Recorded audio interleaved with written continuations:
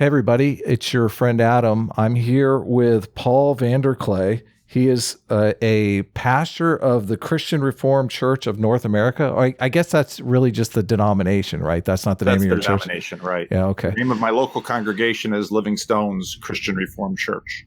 Okay. And you're in Sacramento. I'm in Southern California, so we're both in the same time zone. Yeah. And I just... a lot of my subscribers had asked me about having a conversation with you. We're both, I would say I'm a Jordan Peterson fan. I don't want to speak for you. No, I'm definitely a fan. Okay, yeah. So it seems as though we're both Jordan Peterson fans, and we thought we could talk a little bit about Jordan Peterson from opposite sides of the ideological fence. Well, I don't consider myself an ideologue. I am an atheist, just as normal. You probably hear this all the time. Atheism is just one thing, right?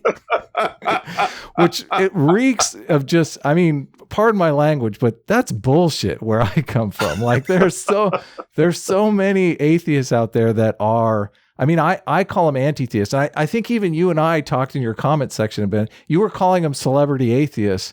And I didn't like that terminology because I thought, well, they're not all celebrities. I mean, there's these atheist YouTubers that aren't really celebrities. So I started calling them career atheists because I thought... Okay, you were the one that made that comment. Yeah. But you picked it up. I saw that you used it in a couple of videos, but then you went back to the celebrity atheist. I don't...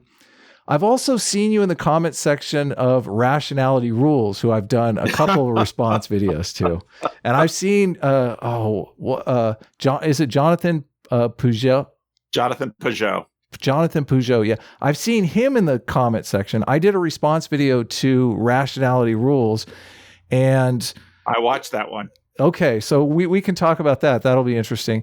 But you did a response video to Rationality Rules, too. I haven't watched... Pardon me, I haven't watched all of it. I think it's like 4 hours long. But I do... I'm for people... my channel's for insomniacs. Okay. So, they just put them to bed. Well, I have watched many of your long form videos, but something came up and I didn't get all the way through that one. But the Rationality Rules, I think, is interesting because the video that I made, a lot of people had commented on that video and said Rationality Rules does attack Jordan Peterson's argument. So I started digging into his videos and I thought, no, he doesn't. What are you talking about? So the one that Jonathan Peugeot responded to, I'm actually working on a response video to that now because he completely misrepresents Jordan Peterson. It's hilarious. It's like if you want to make an argument against someone, the first step is to actually understand their argument. Yeah. Well, it's really hard to think. I mean, and that's why we should be gentle with one another as much as we can tolerate it, because it's really hard to think. It is. It's hard to sit down and listen carefully to an argument and think it through and give a helpful response. And it's just way easier to react to it. And, unfortunately, I'm sure much of my videos are too filled with reactions rather than thoughtful responses. Really? You think so? I think you're... Oh, sure. I've listened to the two Vancouver lectures probably 20 times now. Wow. And every time I go through them, I'm always ashamed at how poorly I listened to them before because I keep learning more. Interesting. I've listened to half of the third one. I haven't listened to the other half of the third one and the other half of the fourth one, but I've listened to the first two through and through. And Sam Harris really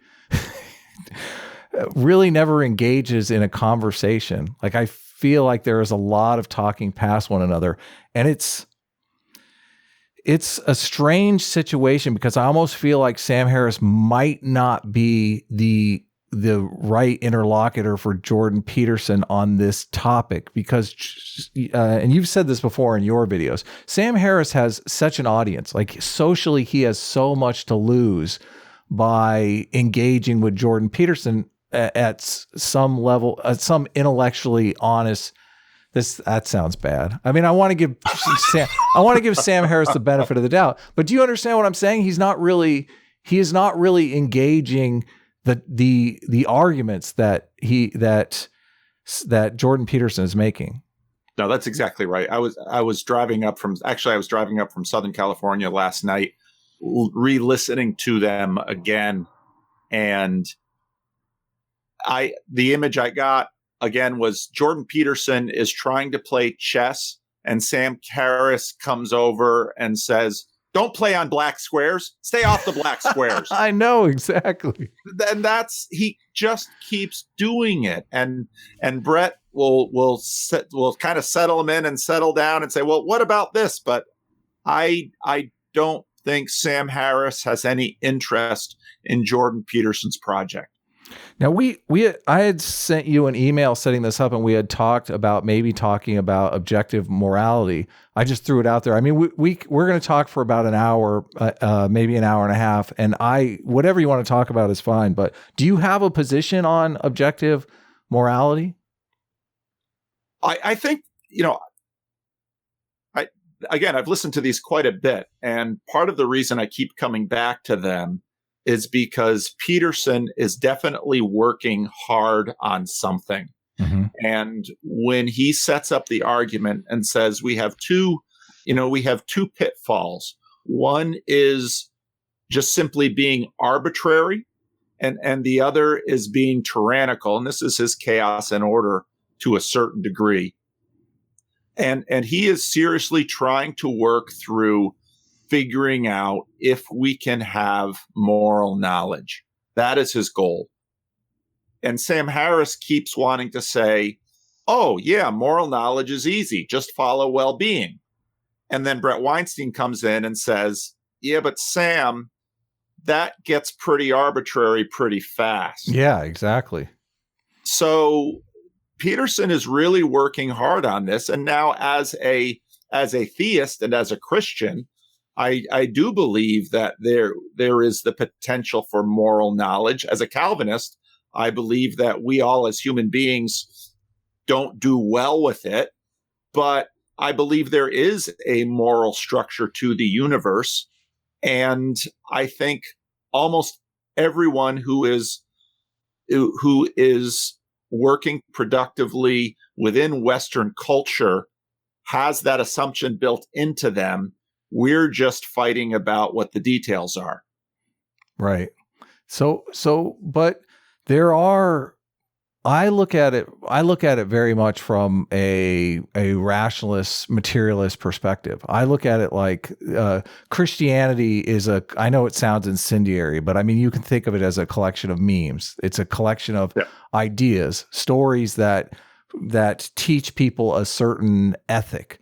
And different religions compete as different groups compete. Different religions rise and fall. I think especially in the West, where religions are adopted voluntarily, which is huge. I mean, that's the founding of the United States. People founded the United States because they were tired of receiving religious persecution. Like that is one of the founding ethoses of America, which I think is why we've been why our system has flourished, because we have an ethic that other people have other beliefs, and that's okay. We don't have to convert them by force. But so I do see, and this is one of the things why I made the joke in the beginning about atheists think they don't have an ethos, but they do have an ethos, whether they think it or not. One of the things that I find so fascinating about Jordan Peterson, I was hoping this would come up in the debates, and I mean, Jordan Peterson must know this, but he believes in the hierarchy of values, right? Yep. And what I've detected a contradiction in Sam Harris and Matt Dillahunty's and the secular humanist ethos, because they're saying well-being is at the top of the hierarchy, right? That's right. But they're also saying factual reality, factual truth is at the top of the hierarchy.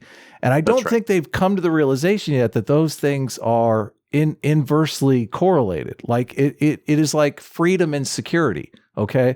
The more freedom you have, the less security you have. The more security you have, the less freedom you have.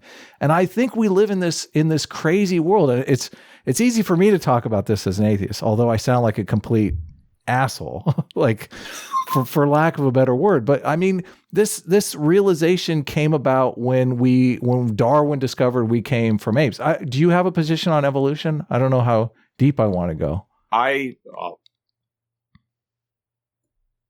can't imagine, given the way the world works now, that God didn't use process to create the world that we know. Okay, so you believe in evolution. Like when I grew up a Christian, and my family never had a problem with evolution.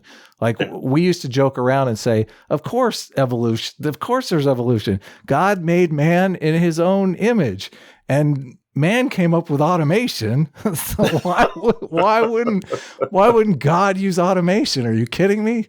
Humans are lazy. God has to be lazy. So my denomination has one of its doctrinal standards is the Belgic Confession, and it says basically this is actually a very ancient position. God revealed himself in 2 books. Mm-hmm. One is the book of nature, and the other is special revelation. So general revelation and special revelation, and they work together. Wow. So whereas the details of the process that God used to create is something that is debated, that God used process, in my opinion, doesn't need to be debated. So this don't tell the career atheist this, but like I think a lot of science came out of religion. I mean, a lot of like Mendel was a monk, I believe. Newton was an avid Christian. So, I mean, they think they think science founded itself, but we're kind of swimming in this religious stuff. So a lot of them were clergy, actually. Yeah, the church gave people free time, and they wanted to discover God's creation. So they spent time working at that. Well, and one of the arguments is that actually, there's a lot of debate why science took off in the Christian West. And, because during the Middle Ages, the Islamic world was further ahead of Europe. China, even by the time of Columbus, China was far more advanced than Europe. Why was it Christian Europe that took off in terms of science? And I don't think we really know, but there are a lot of answers that basically assume it couldn't happen apart from the kinds of underpinnings that the Bible and Christianity offered to invite people to explore the world in this particularly orderly way. Because if you started off earlier talking about the Bible in terms of an ethic. One of the frustrations I hear when I listen to this debate is that the common assumption I hear from many people who don't know much about the Bible is that the Bible is fundamentally a list of rules. The Bible is really much more of a story to live within. And for example, Roman Catholic author J.R.R. Tolkien knew this, which is why he puts almost no religion in The Lord of the Rings, but it is a deeply religious book because what it does is shape someone's world. Mm-hmm. Because that's primarily the platform that we live out of, the story of the world. And the rules or guidelines or ethics follow the contours of the story.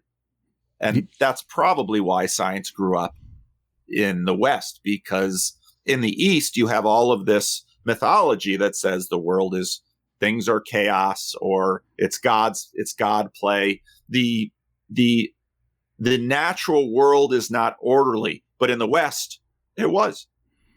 Yeah, the ethic too, where they get it right is putting it in, embedding it in story, because that's how we learn. And even the idea of Jesus, like the story of Jesus. And I grew up, one of the reasons why I grew up a Christian, so I got these ethics downloaded when I was a kid. Mm-hmm. I don't necessarily, I'm not going to abandon those ethics because now they're reflexive. It's like the same way, a high diver in the Olympics does all those twists and turns, right?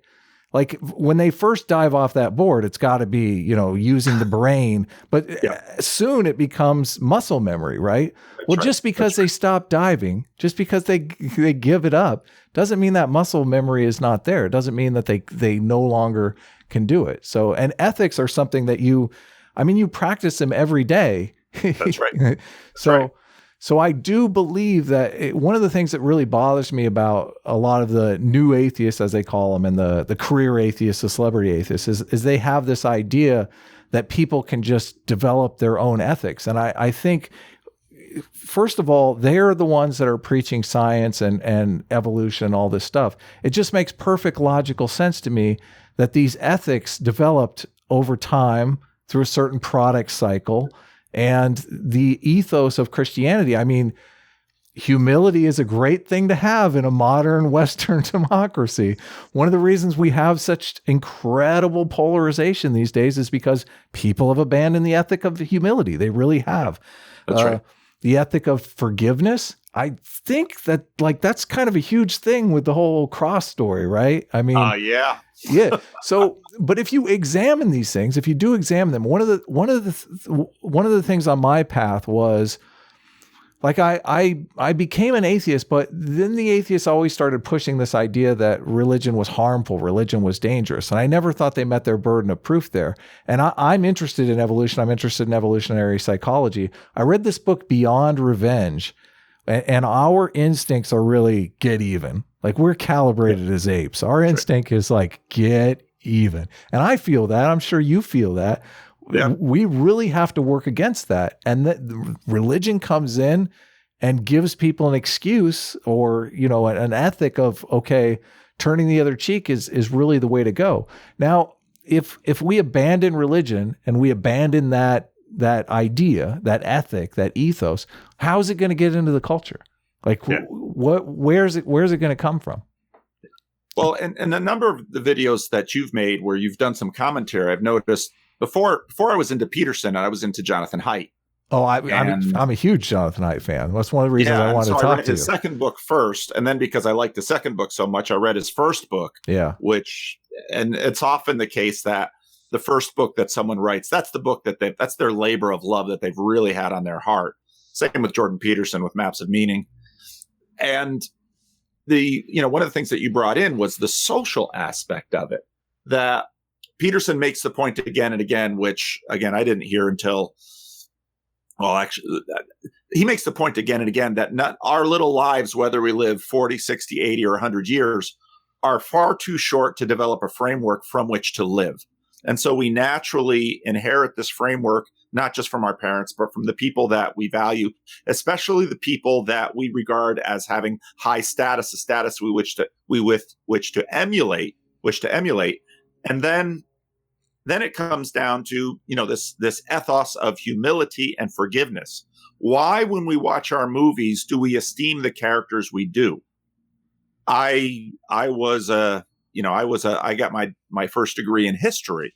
And if you read any history or you travel cross-culturally, you begin to realize that not all cultures have the same ethical frameworks.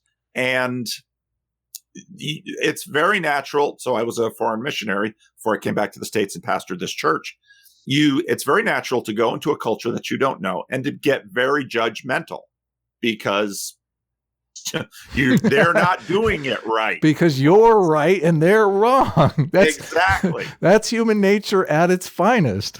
That's right. And when we get hit, we want to hit back. When someone cuts us off, this is how we're triggered. And you're exactly right. Not only does it take a tremendous amount of work personally to curb and do what is not natural, it actually takes an entire society built over multiple generations to have this ethic instilled and reinforced in the society, which, and this then is the bigger conversation that Jordan Peterson has with respect to the social agenda that he has. He's saying, if we lose this as a society, a number of these things that are built into us, which have blessed us, we are likely to lose. And these things have their origin in this ancient book.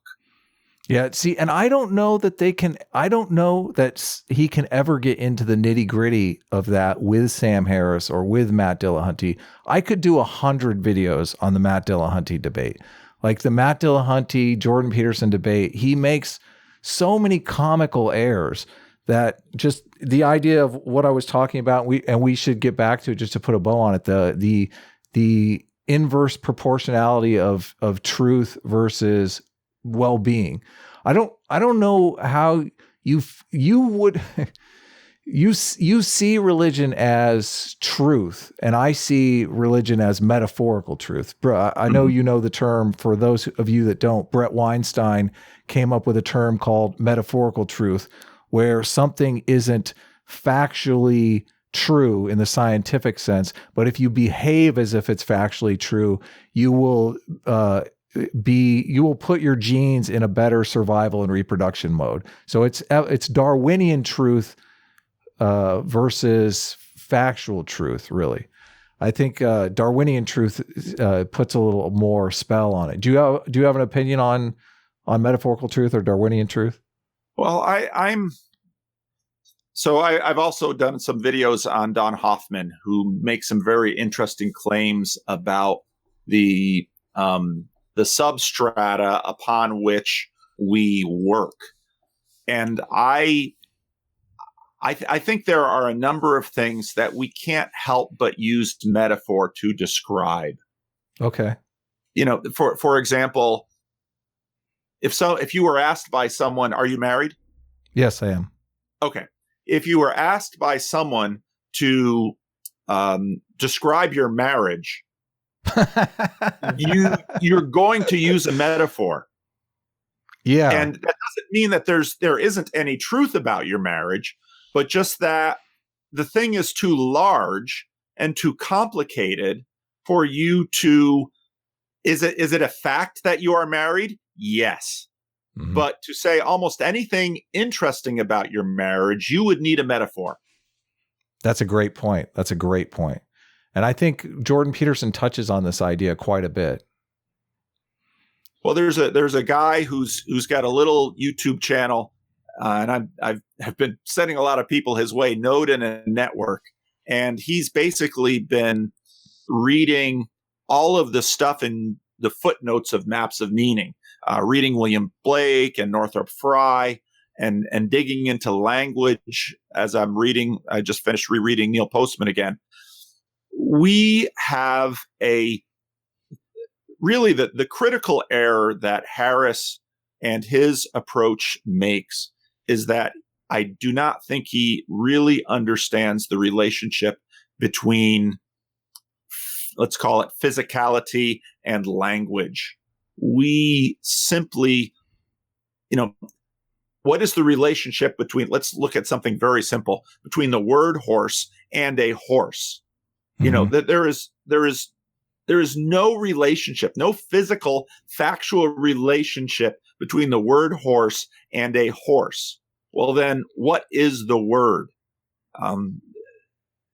I don't think Sam Harris has any way of actually having that conversation.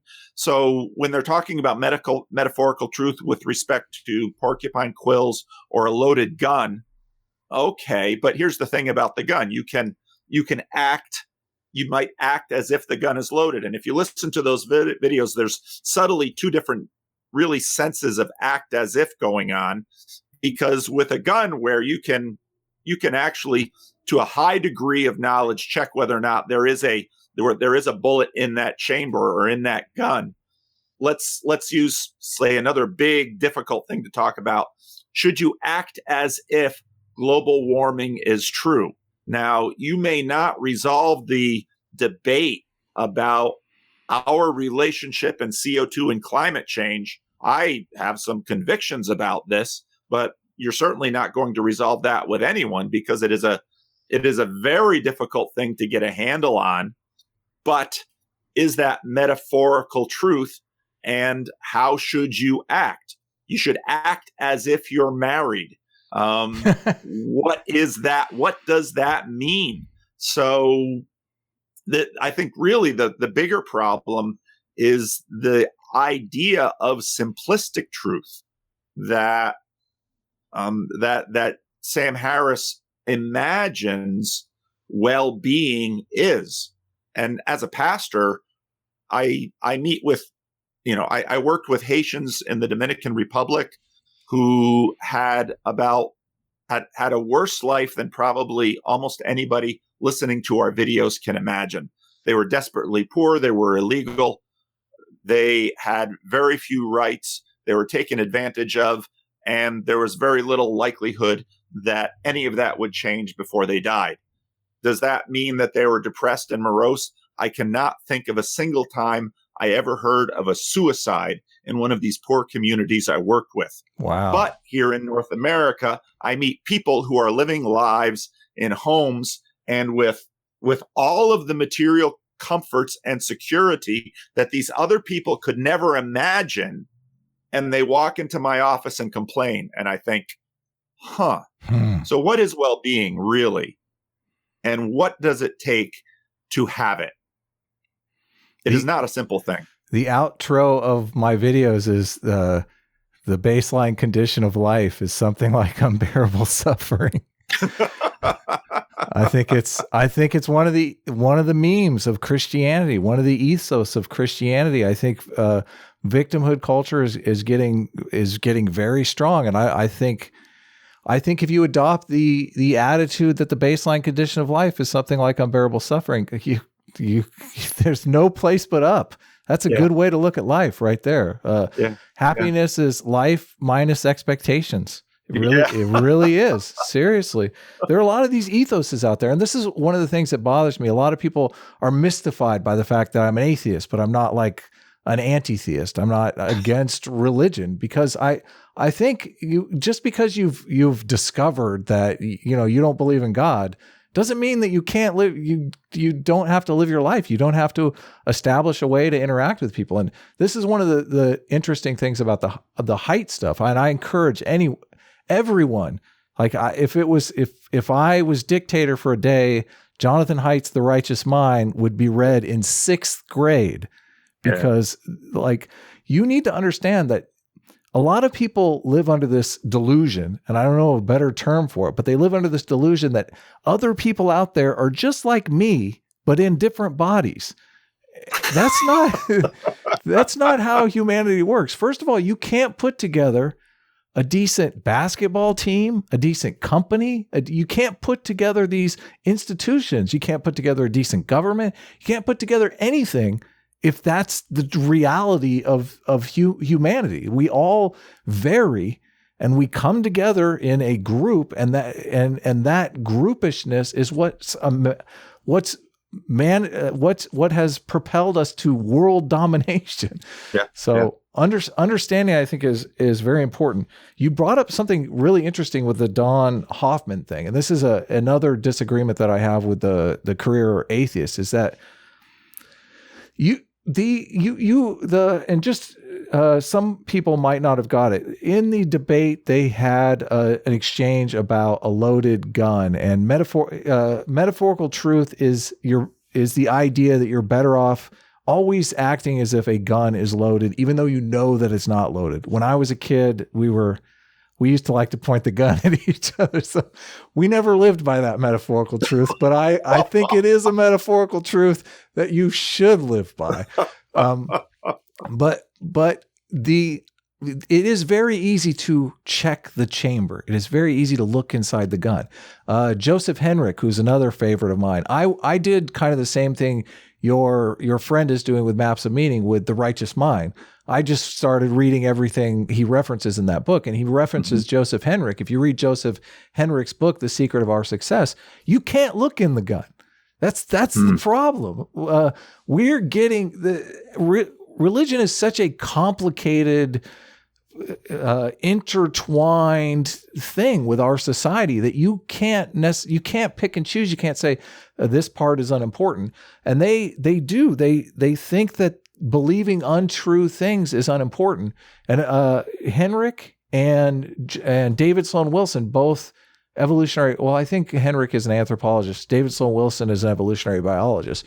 He says that their belief systems are unconstrained by factual truth. That is the beauty of them.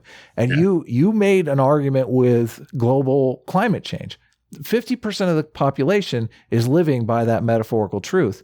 50% of the population does not accept that metaphorical truth at all. They're living by a different metaphorical truth. It's a truth that it's all going to work out. Everything's fine. Don't worry about it. So I don't know where you are in that position, but I think both of us can agree that it's very difficult to tell. It's kind of a we can't check the gun situation. We have to rely on other people. So, well, and as a pastor, I mean, one of the funny things as a pastor is that you wind up spending a lot of time telling people at church the opposite of what Jordan Peterson says to Sam Harris, is that you don't really believe in God. And the same, and I'd say the same thing about climate change. To me, it's just, we are taking carbon out of the ground. We've developed this immensely efficient way of converting that carbon into carbon dioxide, the byproduct of which is that it gets us to the store. And all that carbon has to be absorbed somehow. The trees take a part of it. The oceans take a huge amount of it, but they are warming up and getting more and more acidic. I mean, to me, this is very, very real stuff. But for the most part, we live as if it isn't, because if we honestly believed we were really cooking the world for our children and grandchildren, but that's not true either, because we live in this little bubble of consciousness in the moment. But Christians are just the same way. I mean, I will often tell people, to the degree that you worry, you don't believe in God. And they look at me like, what do you mean? You say I shouldn't worry. I says, well, Jesus tells you not to worry.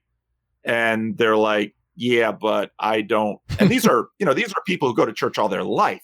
So the behavioral difference between the vast majority of Christians, and I don't say this in a judgmental way because I'm included in that, the way a vast majority of Christians in our society live and those who aren't Christians is nearly indistinguishable, with some few exceptions. Yeah, of Christians and non-Christians. That's right. Jordan Peterson says this all the time, and it very much triggers a lot of anti-theists out there. The idea that your religion is what you act out. I've done a couple of videos on that, and I'm a firm believer that, well, just because it maps onto what Haidt is saying so well with the Durkheimian model of religious psychology. So did you get any response from Rationality Rules on your response to Rationality Rules, or do you mind talking? Let's talk some smack about other YouTubers. It'll be fun. Well, hold on. Principle of charity engaged, humility engaged. Of course, we're just having some fun. He put a little meme of me in one of his videos. No way. But that's the degree to which he engaged me, which is fine. What was the meme? You got to spill. What was? Someone pointed it out that, I was just moving or something like this. And just a little 20 seconds. Of course, everybody who watched that sent me a note. And it was in one of his Peterson videos. You've been included in the arch villain club. That's right. Which is wonderful. Sometimes people get upset with me because I'm not nasty enough. Well, they don't know me in real life. But and listening to Sam Harris, I mean, I wouldn't, I've got lots of, one person once said of my father, he could have been friends with Hitler. And that doesn't mean that my father was that nasty, but my father was that nice. And I'm not quite as nice as my father. But, and bear in mind our Jewish heritage here. But I like people, and I like people that have strong opinions. And to me, it's just fun. Now, I really don't think he has much of a handle on anything beyond, as Jordan Peterson has said, a rather 12th grade perspective of Christianity or the Bible. And my biggest disappointment with Sam Harris is exactly what you described earlier. He doesn't engage. ideally, if I sit down with you, okay, you're an atheist and I'm a Christian, and we talk about something, to me, the joy of the conversation is both of us learning from each other. Yeah. And, maybe some people think I need to turn in my pastor card because and I'll get some emails from people, well, you talked to Adam today. What if Adam goes out and has a car accident after we talk and you lost your chance to turn him into a Christian? Well, then I'll tell him, well, actually, I'm a Calvinist and I don't think I can turn him into a Christian. Only God can. So I think what I should do actually with Adam is have a good conversation and communicate clearly. And sure, I want to represent my faith and my perspective as well as I can, but I'd like to hear him do the same for his faith and perspective, or however he wants to describe his worldview. So watching Rationality Rules, I don't actually watch him very much because I think the video you did of his really addressed it well. And the closer I look at Sam Harris in these debates, the more frustrated I am with him because, again, he's not, he gets into a corner and then he just makes up another story, which is what our brains do. Read Jonathan Haidt. He'll tell you Totally. This is what our brains do. But what rationality actually invites us into is to resist that. Yes. He should change his channel name to Post Hoc Reasoning Rules. I think it would be more truth in advertising. Seriously, he's good. All the love in the world to the kid. I mean, he's probably 20 years old. I was 20 years old. When I was 20 years old, I had my head so far up there, I didn't know if it was night or day. So you gotta read. You gotta understand. You can't solve all your problems with the dictionary. Okay, it's not always a miscommunication over words. And not only that, like most of his videos come down to some definitional thing. That's like he wants to play word games. I don't know if you know this, but he has like an actual word game. Like he's pimping a game that is a word game. And I thought, oh, this is appropriate. This is so appropriate. But I even just kind of his shtick, which is the debunk thing. I just don't. It's just uninteresting to me. So in many ways, it reminds me of what I see a lot of Christians do, which is, well, here's my position, and the only game I play is that which reinforces the position I embrace. Right. It's just a boring game. Oh, it is. It is. It is. It's much more exciting to try and debunk your own position. That's the game we're playing here. Well, and scary because, and as a pastor, people say I have doubts, and it's like, oh, join the club. I have, there are the irony of this entire Jordan Peterson thing that I've been on for the last year is that it has made it is actually going into these places that I didn't know what to look for has actually strengthened my faith along the way, and at the same time made me more open, which I think is and more able, I think, to talk with people who disagree with me, and I think that's a good thing. That is an ethic that is. It's very, very difficult to cultivate, and I don't know if we got that ethic in America on our founding because we were fleeing religious persecution, but that live and let live attitude, and to be able to talk to one another respectfully across different tribal divides and different identity divides, I think is one of America's greatest assets. And we lose that or we belittle that. We don't have the respect for it that it deserves at our own peril. Well, and I think what's beneath it is you can only do that if you have actually arrived at a sort of communal ethic that has some implicit rules on how you're going to differ with others and be friends. And actually, I think, if you take a look at, say, Roger Williams and Shorter wrote a very interesting book on the history of Amsterdam. Actually America got a lot of this from the Dutch. And the Dutch have a very interesting cultural habit of they can fight like cats and dogs in church, but when they leave church, they have a cigar together and pat each other on the back and are still brothers. And that's, America somehow figured that out, and I hope we don't lose it. Yeah, Haidt has talked about that a lot, about how the Washington, D.C. used to have that ethic. The Congress and the Senate were collegial bodies where they would fight out public policy during the day and have drinks with one another at night. And we kind of lost that in the 90s with the Republicans were shut out of Congress for 40 years, which that could cause some animosity right there. Yeah. So when they took over, they went in and kind of shook things up, and we're still working on getting our bearings back. Do you have, I guess, I'm interested in the objective morality thing from a scientific perspective. And I think, it almost seems like you have to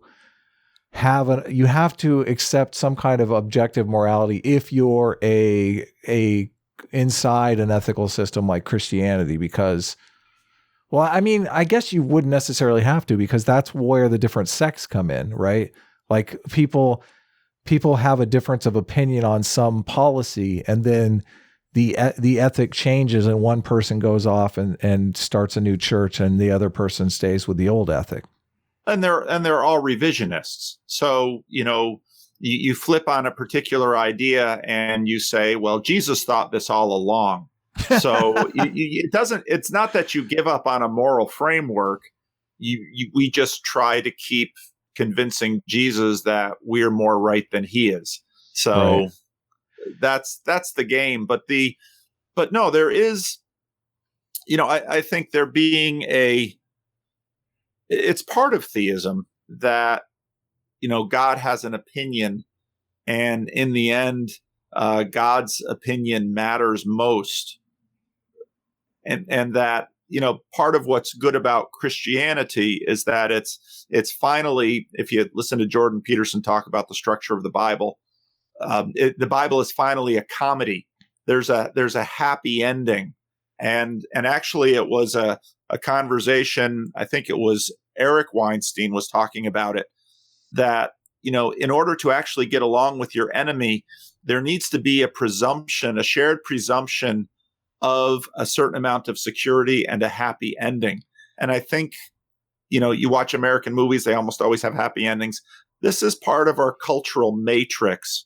And I think it helps with our stability that, okay, so my political opponents are doing all kinds of things that I disagree with, and I think they're wrong, and I think it's going to have nasty consequences. But in the end, we'll be okay. Yeah. And we'll work it out.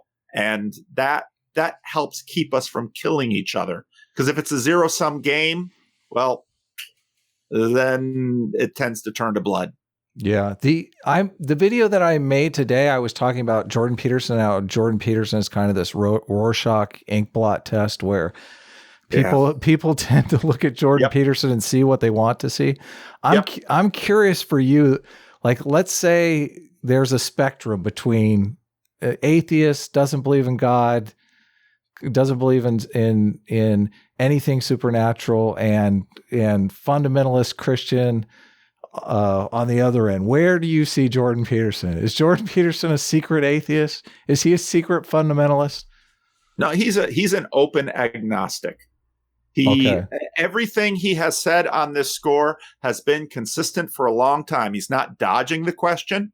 He is in everything. Now, I don't know him personally. I've never sat in his living room. Jonathan Peugeot has told me at home he's just like he is everywhere else.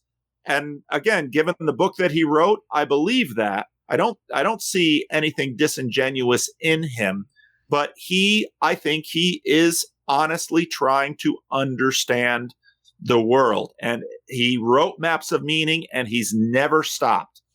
And so the thing that frustrates Sam Harris is much more of a fundamentalist, because Sam Harris wants to hear Jordan Peterson say, Jesus Christ, if he ever lived, his bones are decaying in some little cave in Palestine. Mm-hmm. Done. And Jordan Peterson won't say it. so because he's open. So much of Sam Harris's philosophy I see as just, I want people to agree with me. Like his whole, yes. He talks about the most important thing being able to change your mind in conversation. And I think, what kind of scientist are you?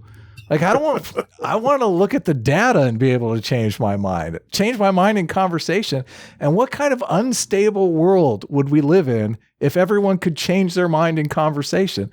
Like, you would set everyone, they would be walking dopes. They would be snookered at every turn. That's right. Like we evolved not to be suckers. That's why what Sam Harris wants is never possible. And so much of his philosophy depends upon a human psychology that is more, like, he always calls Christianity a fairy tale.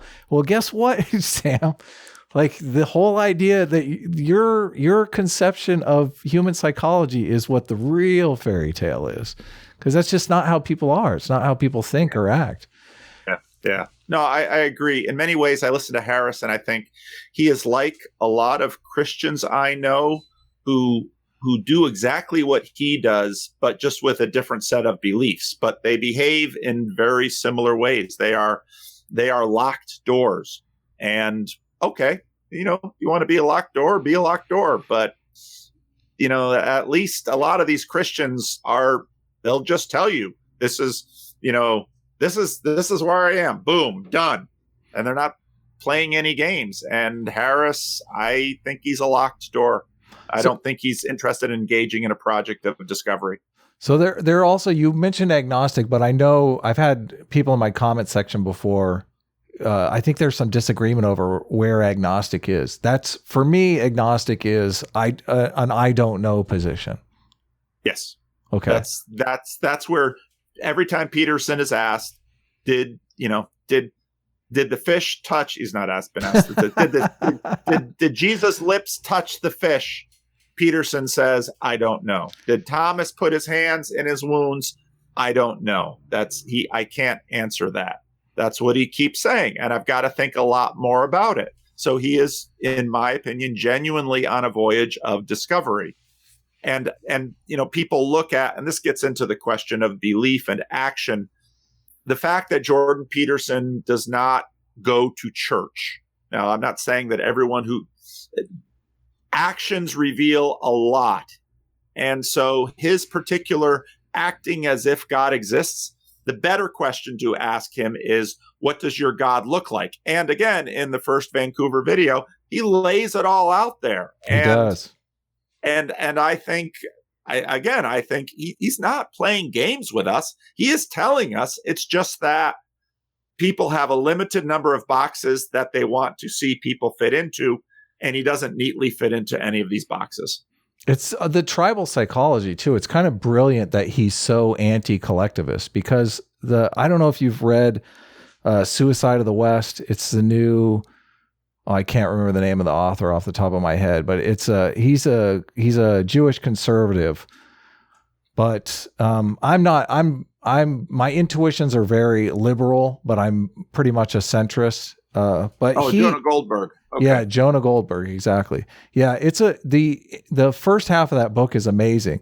He talks about how it is a fight to get us away from this tribal psychology. And I've mentioned it in a number of my videos. I think people go to that tribal psychology because it feels good. It feels good to be included in the group. It feels good to lash out for your group. It feels good to protect your group. It feels good to see your status going up because, you did something right by the group. That, I don't know if you saw the video I did I actually feel kind of sorry for Rachel Oates did a video that was, she called Jordan Peterson a D-bag a bunch of times. And I mean, it felt as though she was just peer pressured in. Okay, everybody, we had a little bit of technical difficulty there, but we're back. I was talking about a video that I did of Rachel Oates, and I had said that I felt a bit bad for Rachel Oates because I felt that the group psychology really took over, and that Rationality, she's in this little clique of YouTube atheists. And even in the beginning of the video, I mean, from an anthropological point of view, it's fascinating because in the very beginning of the video, she even talks about how, well, I didn't really know what my position on Jordan Peterson was. And, you know, I was listening to a lot of people, and she's like broadcasting I was trying to figure out socially, like what my position could be, and I would still be accepted with the group. Of course, that's not what she's saying, right? But as someone who studied moral psychology and has read Jonathan Haidt, you could almost, you know, put subtitles underneath her conversation. But I honestly felt bad for her because she made herself look terrible in the eyes of a lot of people, Jordan Peterson fans especially. And I don't know that she has in her group anyone capable of giving her good counsel there. And I feel like a lot of people, I mean, they're young kids. They're putting this stuff out on the internet. Like I'll throw it out there. Like I made a video on her. That video, I'm happy to delete, set to private, do whatever. Like I don't want it to interfere with her job opportunities or any of that stuff. One of the reasons why I use the term career atheist is because there's no future in it. Like I'm trying to point out the fact that it is ridiculous. Does it not? I mean, you're laughing. You must agree. I do agree. I mean, you're a pastor. But I'm okay. curious why you think that. Well, you're a pastor. Okay. And many people come back at me and say, oh yeah, but well, their career, I'm a career pastor. That is my job. Yeah. And I go, and you know what? When you call them that, when you say you're a career religion, I don't even know what you call them. Like, they aren't offended. I wouldn't say I'm a career Christian because Christianity isn't my job. Right. Pastoring is my job. Totally. Yeah. You have a flock. You give them guidance and counsel. I mean, we understand this. This was the nobility in our society for long before we could ever speak. So it's not an insult, but to be I mean, you're who's that kid from The Simpsons that goes, ha, ha, like that's what career atheism is. That's all it is. Is it? Am I wrong here? I listen to the Sam Harris thing and I think, why so reactive? That's what surprises me. That and so often you think, why are you working so hard to get rid of God? I mean, if your position is so natural, why the war? Yeah, why the war? Yeah, and the war is the right term. That Manichaean philosophy that you must be destroyed. I think a deep part of our psychology, our tribal psychology, is, hey, there's these other people over the hill, and we don't know what the hell they're doing. If we don't go over there and wipe them out, they could come wipe us out. Yeah. So it's just we act out psychologically what our ancestors acted out physically. And that's constantly a part of us. Yeah. I'm a little worried now as, tribalism has, words have these fashions, and about every 5 or 10 years, there's a new evil hotness. And I think Jonathan Haidt is really good on tribes because all of us need tribes. And as a pastor, a church is a tribe of sorts. And we all need tribes. Everybody needs friends. We're simply built to live within a group of people. And I think, again, as some of the videos that you've mentioned, when you've brought in sociology, we are so geared and Peterson brings this out very well. We are finely tuned to status. And so, why do we say what we say? Well, because we're hoping it will increase our status and reaffirm us within the tribe. These are deep and powerful motivations for us. and so this is the reason I found Jordan Peterson, because I had first seen, I don't know where it was, maybe Rod Dreher, because I was reading his blog for a while, and somehow a University of Toronto psychology teacher is kvetching about alternate pronouns, and I thought, why? So then a little while later, and then he's doing Bible lectures. Then I thought, oh, okay, some evangelical snuck in, and he's doing his shtick. But then I listened to him, and I think, he's not an evangelical. What is he? And so he was able to break from his tribe, but not in a reactive way. That's if you can actually critique your own group and have a productive critique of your in-group, well, to me, that shows strength. It shows thought. It shows clarity. When I see people do that, then I listen, because I think they probably have something to offer. But if they're just reacting or making points within their tribe, that's, I think, Jordan Peterson's definition of lying pastors, because so often a lot of what goes on in church is just that. People won't say anything in church that might impact their status within the tribe. But we need our tribe. So, when I hear people do that, I think they're doing what's normal. Yeah, I'm a loner, a rebel. Everyone hates my guts, so I don't hate you, Adam. Oh, I know. I'm saying anyone. So maybe it doesn't matter. I'm saying everyone in my tribe hates my guts. So who is your tribe? Well, I mean, I'm an atheist, so I mean, by identity, I see them as, and I am very much doing exactly what you just said. I am trying to critique my tribe from within. A lot of Christians like what I'm doing. I have a fair amount of a Christian audience, which I welcome. Like that's great. Sometimes they want me to be critical of atheists from a Christian perspective. And it won't work. It won't work. I know these people. This is my tribe. I know, I know what is going to work with them and what's not going to work with them. So I very much have the attitude, the same as you. We have our tribes. We need our tribes. They give us psychological security. They give us entertainment. They give us community. They give us all kinds of things. So you have to manage your tribe. And I listen to your videos. I enjoy your videos very much. You talk about Jonathan Haidt. You talk about it from a Christian perspective. It gives me another window into that perspective. I've known for a long time that Lewis Carroll was a Christian. I don't know much about Lewis Carroll.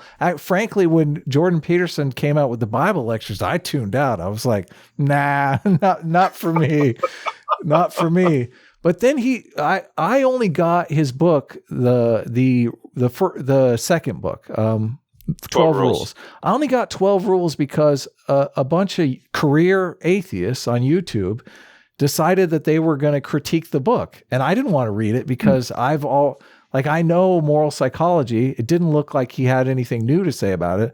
I've read all the studies. I mean, I read a new book on moral psychology and I already know 9/10 of it. So, but it's an amazing book. The guy who writes like Ernest Hemingway, man. He's an excellent writer. So I'm assuming you've read 12 Rules. I've read 12 Rules and I'm making my way through Maps of Meaning. Yeah. Maps of Meaning is a tough book. Maps of Meaning is a tortured book. When he describes how he wrote it, and I read the book, I think, yeah, that's how you wrote this book. And you shouldn't have. I know. It is torture. He was working out his salvation in fear and trembling in that book. That's what he was doing. And he continues today. And this is what he is doing when he's talking to Sam Harris. And I don't know. When I listen to him towards the end of a lot of lectures, a lot of these, at the end of Vancouver, he sounds tired, but he also sounds frustrated that I think he was really hoping, Peugeot talks about this when he talked to Rebel Wisdom, that he was really, why does Peterson want to talk to Harris?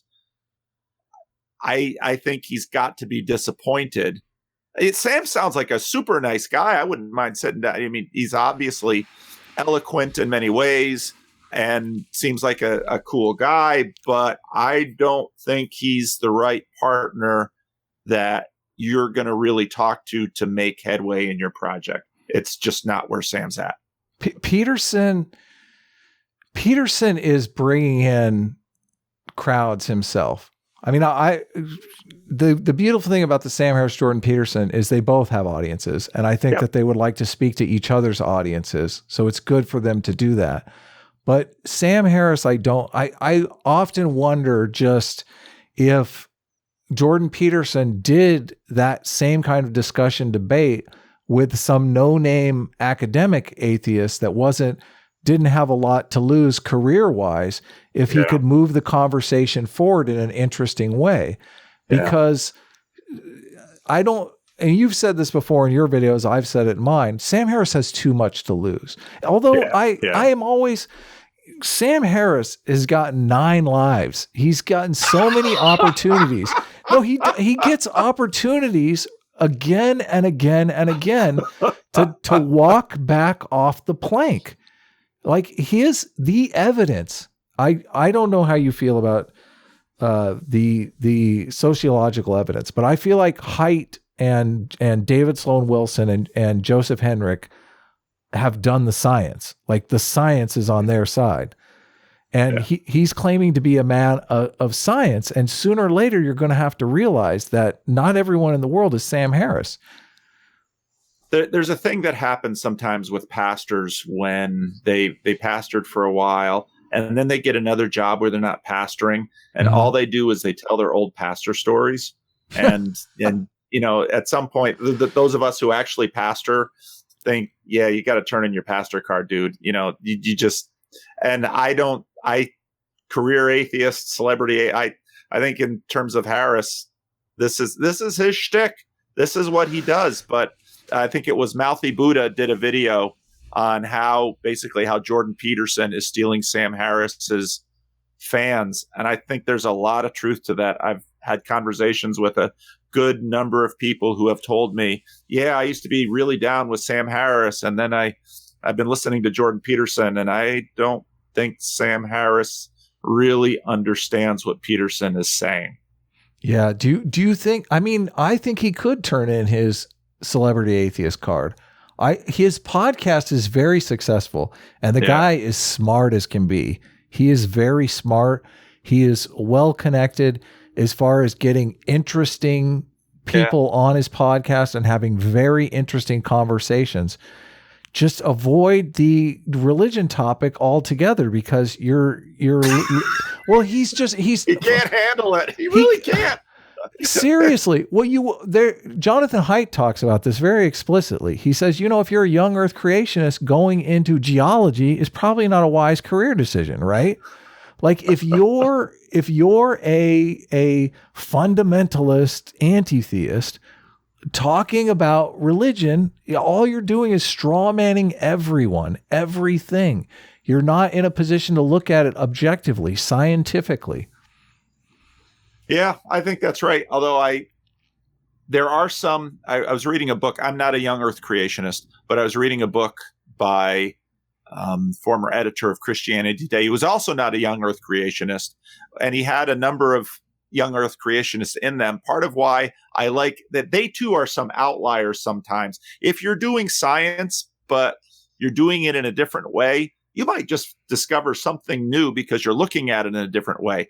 But that's not what Harris is doing. Harris keeps trotting out the same old arguments, and I don't see that he gets a lot of respect from academics that I talk to. And it's a celebrity gig. This is, you bring him in if you want to beat up on Christians, and a bunch in front of an audience. And I haven't seen much of Dillahunty's radio show. People have said, "Oh, you should see this," but people call in, and then Dillahunty, and it's kind of like Howard. Why can't I think of his last name out of New York? Howard Stern. It's kind of like Howard Stern and the mooks that he has on there, and so you get some Christian mooks that you can beat up, and that's the sport. And But, if sometimes people say, well, you should talk to Sam Harris. And I wouldn't mind sitting down and talking to Sam Harris, but I wouldn't have that much interest in getting on a stage to debate him, because I don't know that those kinds of conversations change a lot. Yeah, they don't. The thing that bothers me about Matt Dillahunty and Sam Harris is just they're sitting under this huge banner that says science. And if you want, I mean, Christians can be good scientists. Like I said, if you're a young Earth creationist, or geology is probably not your gig. But it doesn't mean that you can't be a good anthropologist, or you can't be well, maybe anthropology is a bad gig too. But genetics, chemistry, there are all these other things that you could go into. I don't know why we're separating our society into the people who are pro-science and the people who are anti-science. We used to all be pro-science. Well, it's become the church of science. And so I know a fair number of scientists I went to school with, and most scientists I know a lot about a very small area of expertise. Yeah. And they see how those things work. But so much of life is not like that. And so it's this church of science that it's the way the word science has grabbed status in our society that is really the unhelpful thing. Because if you boil down science, it gets down to, okay, what can we, because of reproduction, predict? And because of patterns, what can we predict? And so that's a critical domain, but most scientists I know, they've got this little area that they know really well, but the rest of life, figuring out how to get along with their wife and figuring out how to raise their kids and figuring out what to think in terms of big metaphysical questions, they're in with the rest of us, even though they're a scientist. Yeah, exactly. That's what Jordan Peterson would say. Those are the religious stories. That's the religious part of life. That's the metaphorical substrate. So, well, you've been very generous with your time. Maybe we'll wrap it up here. Did we leave anything out that you wanted to talk about? No, I just, I've appreciated your channel, and you put so many clips out there. I can't keep up with them, but I appreciate, I tend to like to watch the original source, but I do like your commentary, and I really appreciate it when you do bring in your commentary. Especially, I can tell you're well versed in sociology, which is an area that I'm not particularly fluent in. So, I appreciate your commentary and the contribution you're making in your corner of this strange Jordan Peterson YouTube land. So. Yeah. And I encourage everyone to go subscribe to your channel as well. You do some great content, and you've done some shorter videos as well. You do long form content and shorter videos. So you're welcome. Once I put the video up, you're welcome to mirror it on your channel as well if you want. So terrific. Well, it was great. Well, thank you, Adam. Yeah, it was great talking to you, and we should definitely talk again. Sounds good. Well, first of all, if you don't have a purpose, it isn't that your life becomes neutral in a meaningless sense. It's that your life becomes characterized by unbearable suffering. Because the baseline condition of life is something like unbearable suffering.